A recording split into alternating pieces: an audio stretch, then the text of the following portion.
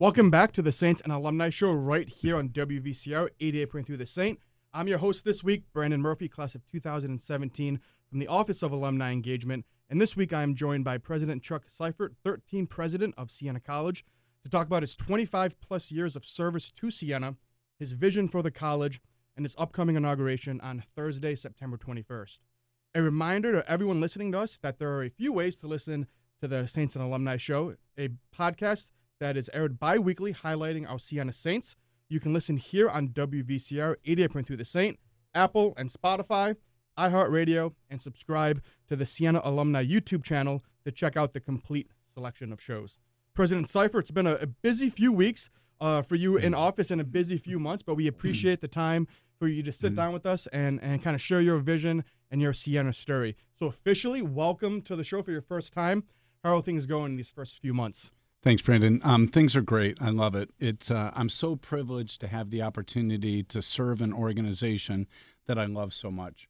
It's been such an important part of my life, and honestly, everything that I do is a reflection of being part of the Siena community. And, candidly, I know that I'm a better person, a better leader, and just a better academic because Siena accepted me in their community so many years ago.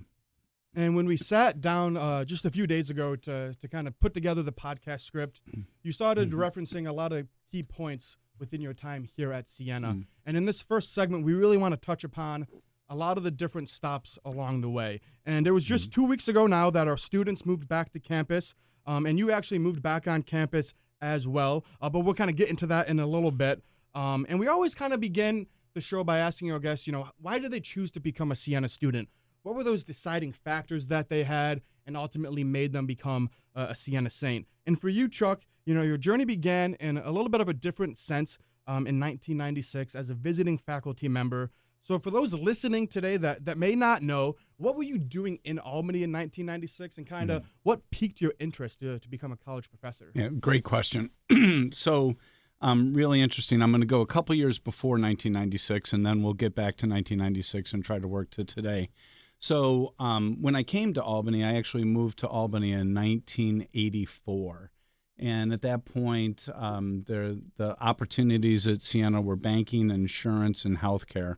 And I wasn't ready for healthcare, so it was between insurance and banking, and I did go into banking and moved through the different levels within the bank. Started as a management trainee, was a branch manager, branch officer, eventually ended up being vice president of commercial lending. And at that point, it was important that I continue my educational experience even in banking. So I went back and I received my MBA at night. And it was just an absolutely wonderful experience, and I loved it.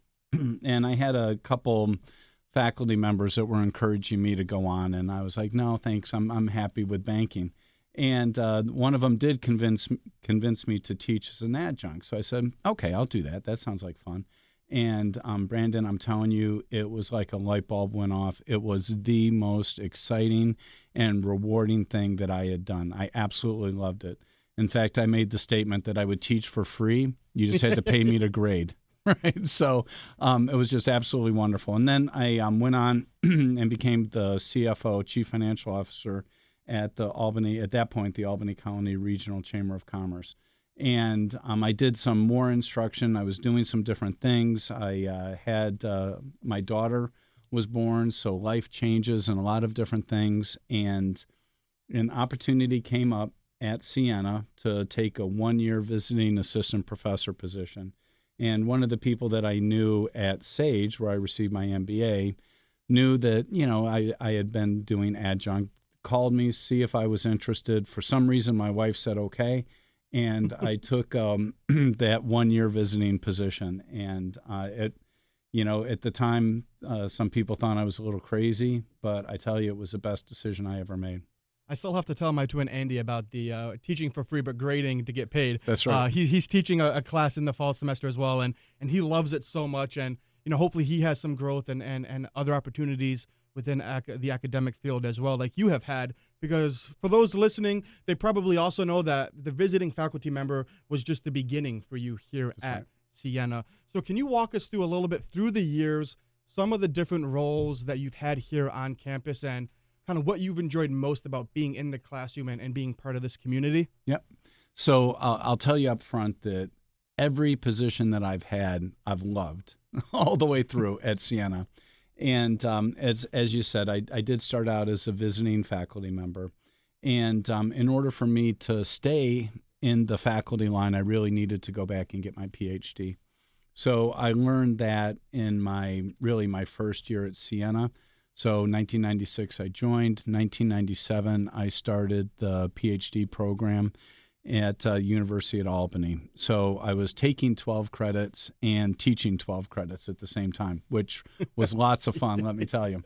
But it was absolutely unbelievably rewarding experience for me because that whole educational element associated with being in the PhD program and doing the research and the professional development was really intriguing. So after I started on the program, they moved me to a tenure track position. So in 6 years, I finished my PhD in 3.5, and had the record sufficient to come up for tenure and promotion in my 6th year. So I became associate professor. Then I was department chair of the then marketing and management department, and then came up for full professor. Then I was a founder of the Institute for Leadership Development at Siena College. Then I was dean for 8 years. There was just a tragic situation that happened at Siena in 2019, and Brother Ed Coughlin, our then 11th president of Siena College, passed away.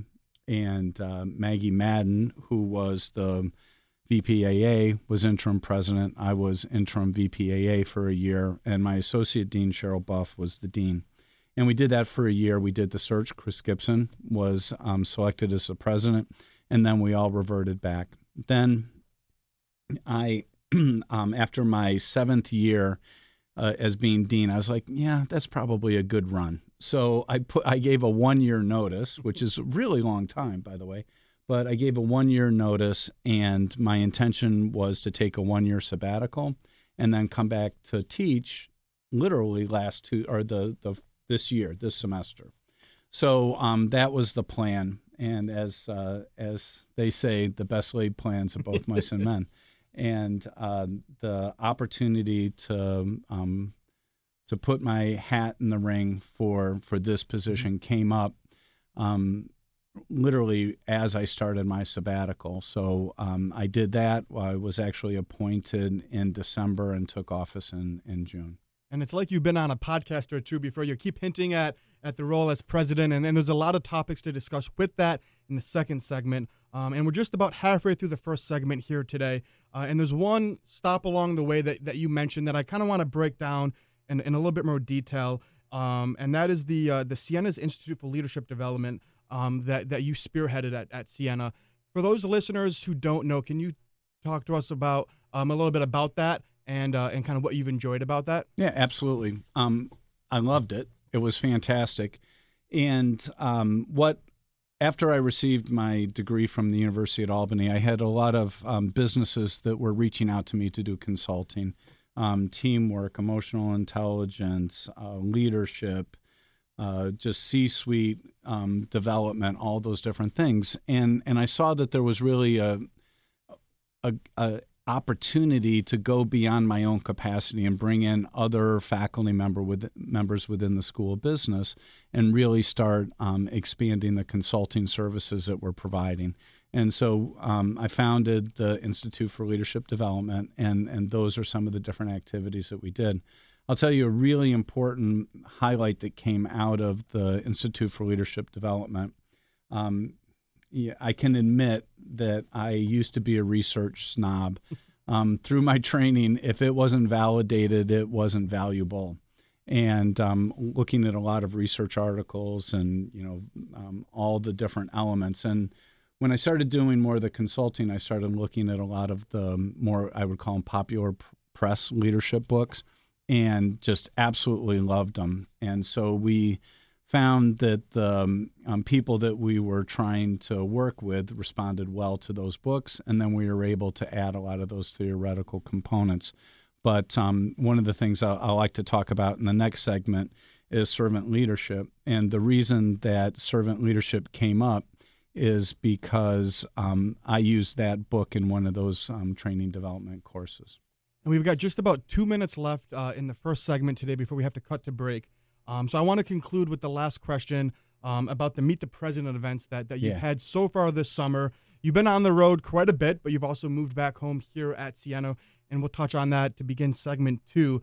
And for those listening who want to know more information about it, you can visit siena.edu/meetthepresident. Our next stops are going to be in Rochester and Syracuse on September 27th and September 28th.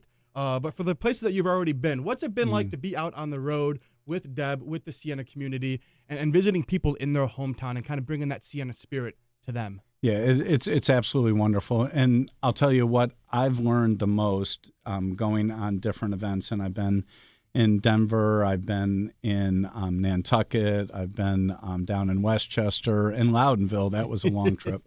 But the reality is just the contagious nature of being part of the Siena community, and the strength and the support that I've received everywhere we've gone has been absolutely wonderful. And it's a really, really good opportunity to reconnect with a lot of alumni basically throughout the whole country and help increase their overall engagement in the institution that I know they love. And it's just the beginning for you in that Meet the President tour. You know, we've got events coming in the fall and even into the winter. And it is just the beginning of this podcast today. So in segment 2, we're going to come back. We're going to talk about Chuck's vision for the college, why he decided to come here and live on campus with his wife, Deb, and the upcoming inauguration in just a few days. Stay with us. We'll be right back here on WVCR 88.3 The Saint. Welcome back to the Saints and Alumni Show right here on WVCR 88.3 The Saint. I'm your host this week, Brandon Murphy, class of 2017, from the Office of Alumni Engagement. And this week I'm joined by President Chuck Seifert, 13th president of Siena College, to talk about its 25-plus years of service to Siena, his vision for the college, and the upcoming inauguration on Thursday, September 21st. In the first segment, Chuck, we discussed about the pride that you took in building the Siena's Institute for Leadership Development. And that now is intertwining so closely with the ideals of servant leadership as president, and James Hunter, who has kind of influenced you throughout your professional career, and is a great author with a lot of great writing. Can you share a little bit with our listeners today the inspiration of James and what James has influenced you on regarding organizational structure and servant leadership here at Siena? Yeah, absolutely. Brandon, I could take the rest of this podcast and the next 2 to talk about it. So I'll try to do a little bit shorter version for you. So as I indicated in the first segment, I went to the University of Albany, received a Ph.D. in organizational studies and with a concentration in leadership. And I had the blessing to serve under probably one of the top 10 leadership academics in the country. In fact, he is the author of the seminal textbook that's used in graduate and Ph.D. programs. So I can tell you that I know those leadership theories, right? I know that book so well, and it's absolutely incredible. And I think that it helped me have a better understanding and develop as an effective leader. But there was always something missing. There was something that wasn't just needed something more. And I talked about the Institute for Leadership Development, and I read this book, The Servant by James Hunter. And in that book, it's a very logical model that's incredibly difficult to implement. And the main premise is that I'm only successful as a leader when the individuals that I work with are successful. And hopefully the organization is better after I've worked for that organization. So any leader's job is really to empower and assist the individuals that they work with in order for them to be successful. And it works really, really well, but it takes a lot of work in order to get there. So I did some work with James Hunter back in 2001, And I was asked if there was an individual that had a significant impact on my life that I would be interested in potentially giving an honorary degree to.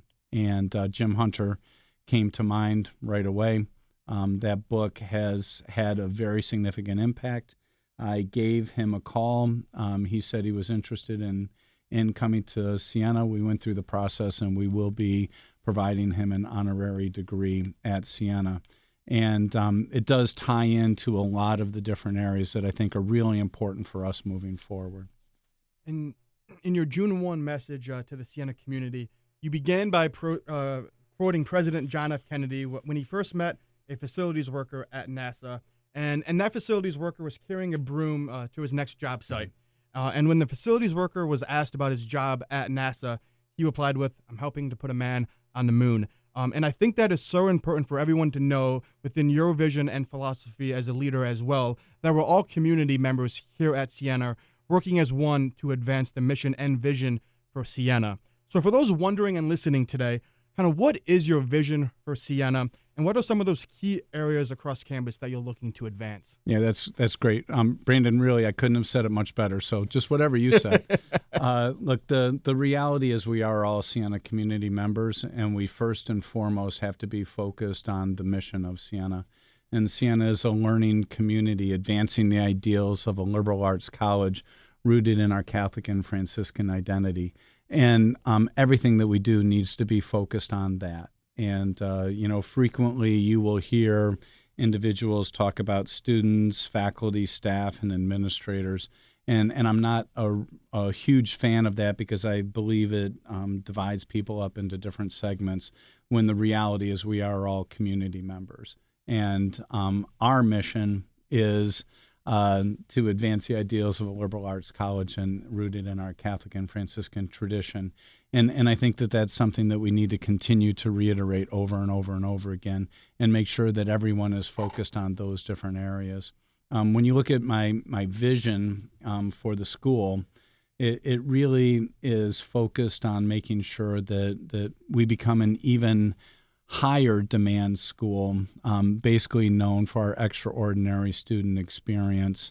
And that student experience is divided both into academics, of course, but also the outside of the classroom experience too. So we need to make sure that we're doing everything that we can, both inside the classroom and outside of the classroom, to develop that extraordinary student experience.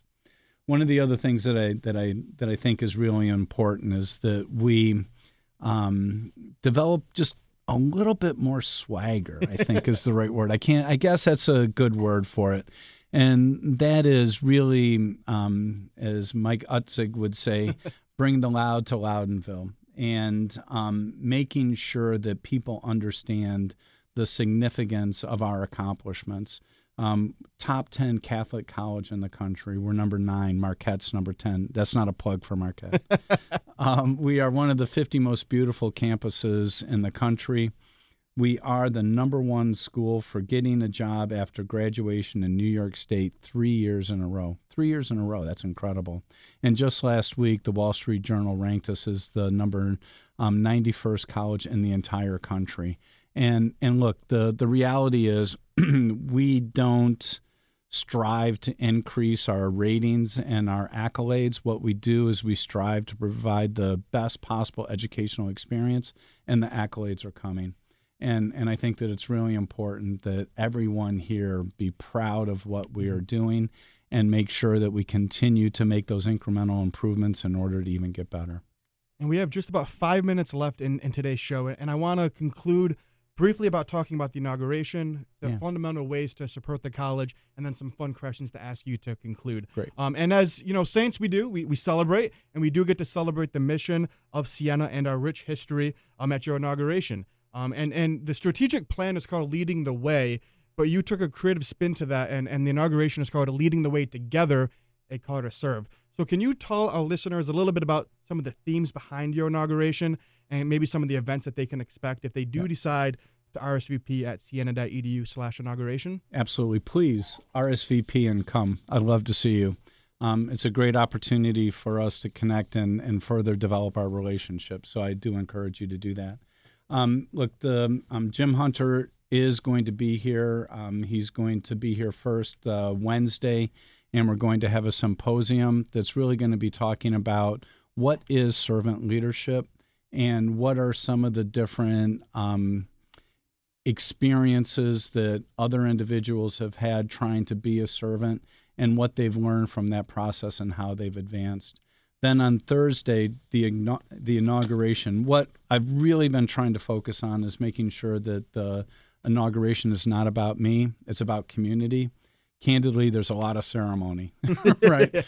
But what we will be talking about is what we as a community need to do to embed a servant culture within Siena College. And that's going to be a lot of the theme of Jim Hunter's address as well as my address during the inauguration. There will be receptions, and there will be an opportunity for all of us to interact and get to know each other better.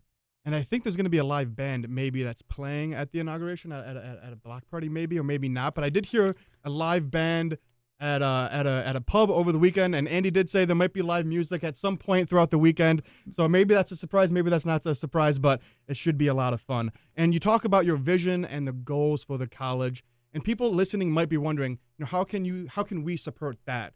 So for those listening, maybe what's some of the fundamental ways that they can support Siena College and how you want to advance it? Yep. One thing I'd like everyone that's listening to think about is think about all the people that have made transformational contributions to Siena College that has helped us to continue to deliver that education for a lifetime. And think about how it has positively impacted you, and think about what you can do in order to pay that forward. Think about the opportunity to make a gift to Siena College that can help us transform the lives of our current and future students. And I would also love to encourage everyone to make a gift to the annual campaign. That provides us with discretionary funds that allows us to focus on making sure we're delivering everything that we need to meet that vision and strive towards the attainment of our vision. And I know from the pre-interview that we had, your roots are in Utica, and we could talk about Chicken Riggies and Syracuse basketball and all the great food and energy within Utica. But you also have some favorites of your own from your time across the Northeast and Midwest. So we got about just 90 seconds left in today's show. We kind of want to do some rapid-fire questions with you, just so the listeners can kind of get to know you a little bit better on a personal basis. So the first one that I have is, what music do you love? What's your favorite band? What's maybe one or two of the best concerts you've ever been to? Yeah, so 70s, 80s rock. Classic vinyl is the station that I listen to on Sirius XM or WVCR. I mean, I'm sorry. Best concerts, probably two that jump out. Paul McCartney, unbelievable, what a showman, and the Foo Fighters at Madison Square Garden. So Joe and I, when we go to Boston, there's a hotel. You check in, you get a record, and in every room there's a record player. You can play the music, and it's so much fun. And we could talk about music for a third segment today. But what about your favorite sports teams? You've been out in the Midwest a little bit. You're out here in New England States. Kind of what are your favorite teams? So between the ages of 5 and 12, I lived in Rockford, Illinois, which is about 60 miles northwest of Chicago. So Cubs and Bears all the way. I was not real happy on Sunday, though. And what do you like to do in your free time when you're not here on campus? What do you enjoy for some of your hobbies? Yeah, my probably the one area that I will spend most of my time, free time doing is fly fishing. I tie all my own flies. I've traveled a myriad of different places, and as I said last year, I flew to Montana, so I went 3,000 miles to let fish go because I practice catch and release too. And the last one that we have for you today, it could either be your favorite food that you would always want in your new home here on campus, or maybe a restaurant that you would put in your new home on campus. Yangs. Oh, Yangs is so good. They're going to love that. We're going to go down here after today's show. I want my picture on the wall. We'll get that done after the inauguration. Hey, President Seifert, thanks so much for sitting down with the community today, talking about your history and your time at Siena and what's to come in your vision. We're looking forward to celebrating you in just a few days. Thanks, everyone, for listening. See you next time right here on the Saints Alumni Show.